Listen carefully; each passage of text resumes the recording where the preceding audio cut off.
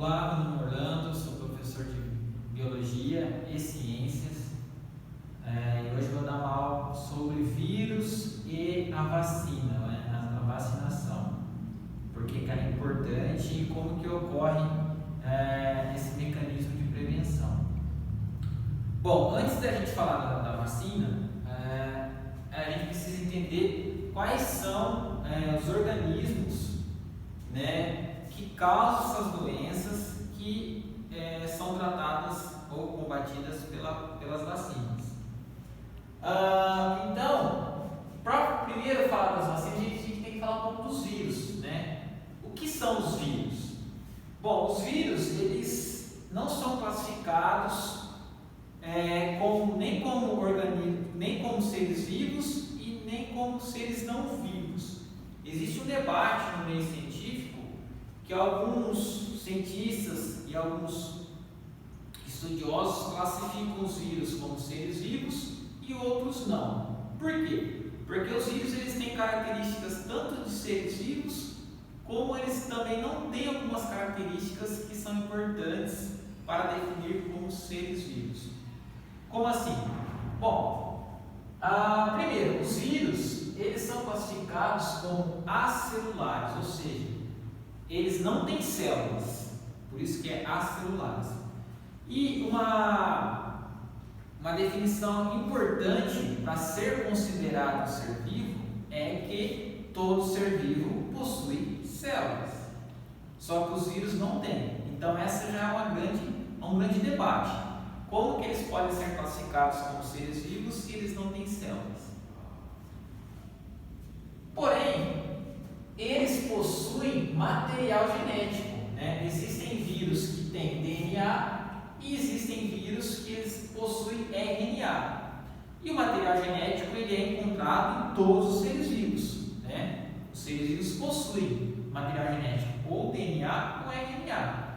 Então, os vírus não têm células, mas possuem material genético. Então, aí já entra o debate também: é ser vivo ou não é?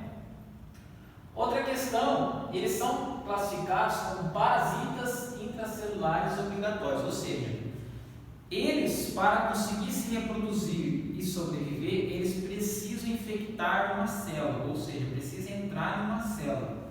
Por isso que é parasita intracelular, eles entram dentro das células para poder conseguir se reproduzir, se multiplicar, certo? E uma outra questão também é que eles os vírus passam por processos de mutações, eles mudam muito rapidamente, sofrem mutações muito rapidamente, então constantemente eles estão mudando sua forma. Isso também é uma questão que ocorre com os seres vivos. Os seres vivos passam por processo de mutação também. Por isso que as doenças que são causadas pelos vírus, elas estão sempre mudando, e o tratamento também, devido a essa questão da mutação.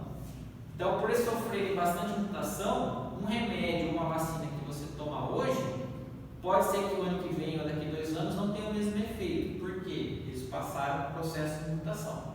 Por isso que está sempre mudando, tá? Ok? Bom, então, como eu falei, os vírus eles causam algumas doenças. Essas doenças são chamadas de viroses. Tá? Então, toda doença causada pelos vírus são classificadas como viroses. Tá? Não é somente aquela virose que a gente tem normalmente, que o pessoal fala está com virose. Não é só isso. Tá? Qualquer tipo de doença causada por vírus é classificada como virose. Então, as viroses são doenças provocadas pelos vírus. Exemplos, a gente tem várias doenças, mas por exemplo, tem a gripe, o sarampo, o Covid, o HIV, a AIDS, entre outras doenças que são causadas por vírus e são classificadas como viroses. E como que é o tratamento dessas viroses? A forma mais eficaz é através de vacinas, né? Então, as vacinas é a maneira mais eficaz de combater essas doenças, essas viroses, tá? E como que ocorre? Então, como que funcionam as vacinas?